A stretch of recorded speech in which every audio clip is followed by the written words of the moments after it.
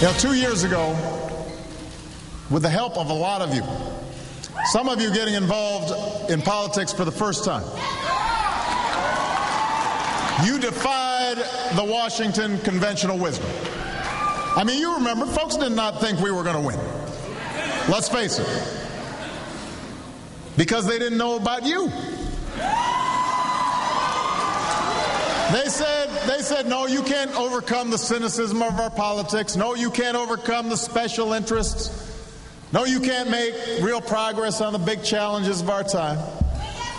They said, no, you can't. What did you say? You said, yes, we can.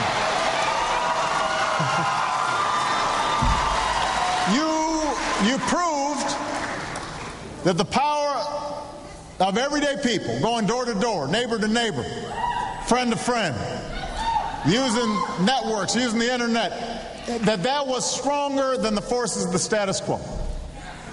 And every single one of you is a shareholder in that mission to rebuild our country and reclaim our future. So I'm back here today just in case you've forgotten what that feels like to change the country.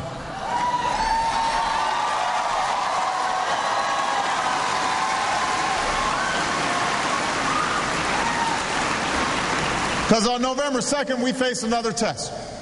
And the stakes could not be higher. When I arrived in Washington, about 20 months ago, some of you were there, it was really cold. It's a cold day.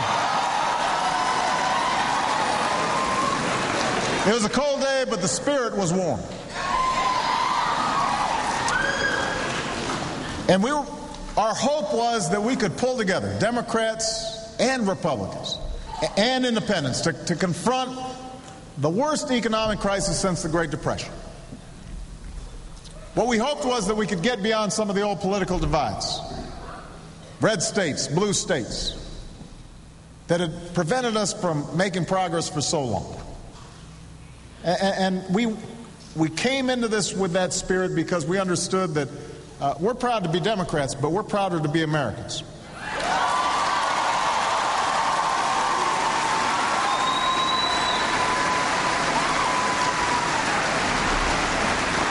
And instead, what we confronted when we arrived was just politics pure and simple. An opposition party that was still stuck in the same failed policies of the past, whose leaders in Congress were determined from the start to just let us deal with the mess that they had done so much to create. Their calculation was simple and cynical. They knew that it was going to take a long time to solve the economic challenges we were facing, the worst economic crisis since the Great Depression. They understood that because it was going to take a long time, people would be frustrated, they'd feel anxious, they'd be fearful. And so what the other side calculated was, if we just sit on the sidelines, we let Obama and the Democrats in Congress deal with everything, then we can do well in the polls. That was their theory. And that's what they did for the last 20 months. They've said no to just about every idea I've proposed, every policy I've proposed, even ideas they've traditionally agreed with. No, I'm not exaggerating. I mean, we had situations where they would sponsor bills, I'd say okay, and then they'd say, oh, well, if you're okay with it, we must be against it. Happened a bunch of times. That's true.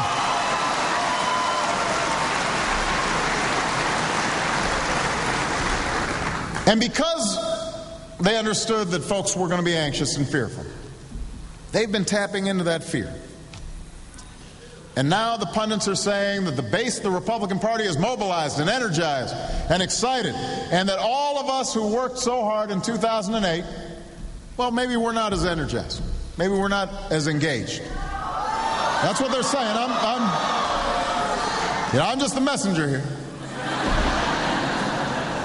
They say that there is an enthusiasm gap, and that the same Republicans and the same policies that left our economy in a shambles and the middle class struggling year after year, that those folks might all ride back into power. That's the conventional wisdom in Washington. We cannot let that happen. We cannot sit this out. We can't let this country fall backwards. The stakes are too high. We have to move this country forward for you and your future. So there better not be an enthusiasm gap, people. Not now.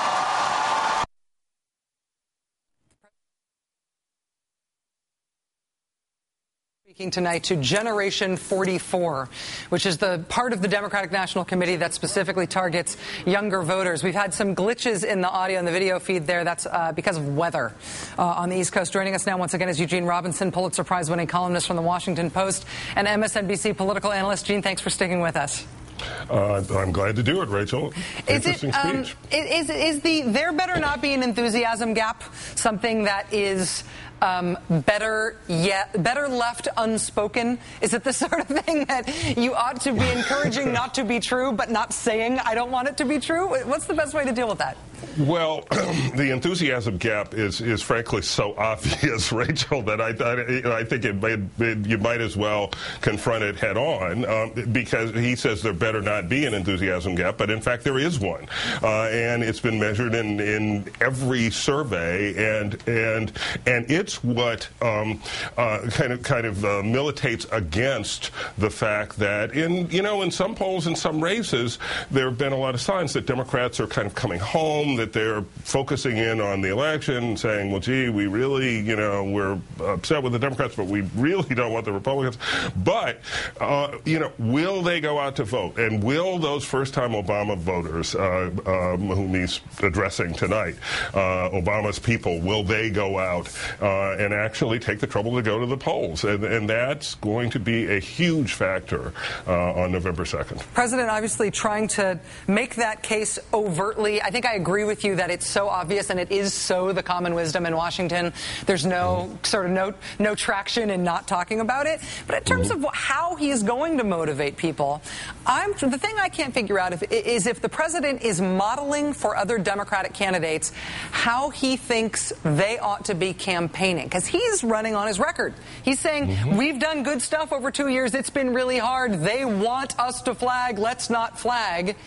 And is that modeling for other Democrats how they ought to be running, or is he essentially saying this is president-only campaigning? I know I'm not on the ballot. I'm trying to get people excited, but I realize all you other candidates are essentially going to talk about, outsourcing or whatever.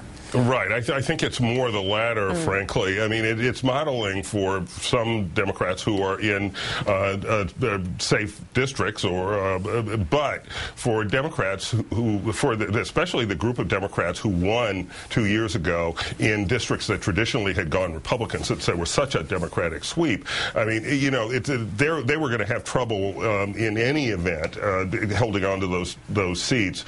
And given the energy, again, on the other side, on the Republican side, obviously they're not going to go out and give this speech. They're not going to run on Obama's record. They're going to run, in some cases, away from Obama's record.